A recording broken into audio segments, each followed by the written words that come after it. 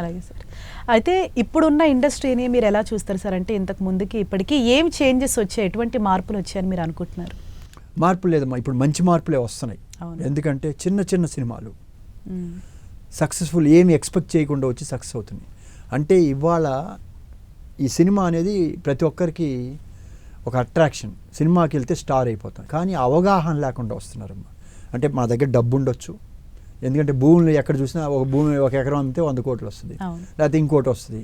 ఏముందో సినిమా మనం తెద్దాం, నేను హీరో అవుదాం, మా అబ్బాయిని ఎందుకు పెట్టి తీయకూడదు, లేకపోతే మా అబ్బాయి రాజకీయ నాయకుడు మా అబ్బాయిని పాపులారిటీ కోసం ఎందుకు తీయకూడదు, లేదు నేనెందుకు తీయకూడదు, నాకేంటి, ఈ టైప్ ఆఫ్ వాళ్ళు వచ్చారు. అంటే సీరియస్నెస్ కాదు, దానివల్ల వాళ్ళు ఎంత హార్మ్ చేస్తున్నారు అనేది వాళ్ళకి తెలియట్లా.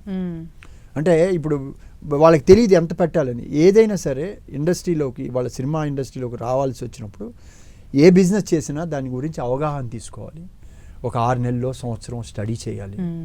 స్టడీ చేసి అప్పుడు దాంట్లో దిగాలి. ఒక పార్ట్నర్గా చేరో లేకపోతే చూసో ఎలా ఉంది కండిషన్స్, తర్వాత సినిమా రిలీజ్ చేయగలమా లేదా, ఇవాళ పబ్లిసిటీ ఇవన్నీ ఉన్నాయి, రేపు రాపోతే ఏంటి, ఇవన్నీ కూడా అవగాహన చేసుకొని వస్తే ఉంటుంది. అది రాపోవటం వల్ల ఏమవుతుంది, చాలామంది ఉన్నారు సినిమాలు కొందరు మాయ మాటలు చెప్తారు, భలేవాళ్ళని అది అయిపోద్ది, వాళ్ళకి ఎంత మిగిలింది అంత మిగిలింది, నమ్ముతారు, దిగుతారు, చేతులు గాలిని ఎక్కడ అమ్మాలో తెలియదు, ఎవరు తీసుకోవాలో తెలియదు. అలాంటి క్వాలిటీ కూడా ఇప్పుడు, ఎందుకంటే చూడండి మీరు పెద్ద పెద్ద సూపర్ హిట్స్ తీసిన డైరెక్టర్లు అందరూ ఖాళీగా ఉన్నారు. ఎందుకు ఖాళీ అంటే వాళ్ళలో టాలెంట్ లేదా, ఎవరు వెళ్ళట్లా.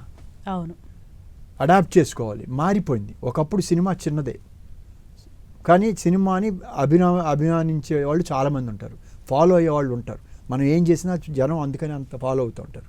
ఆపర్చునిటీస్ చాలా ఉన్నాయి చేయడానికి, మనం అది చూస్ చేసుకోవాలి. అండ్ మన ఇప్పుడు ఏమైపోయింది, చిన్న నిర్మాతల చేతుల నుంచి కార్పొరేట్ చేతుల్లోకి వెళ్ళిపోతుంది.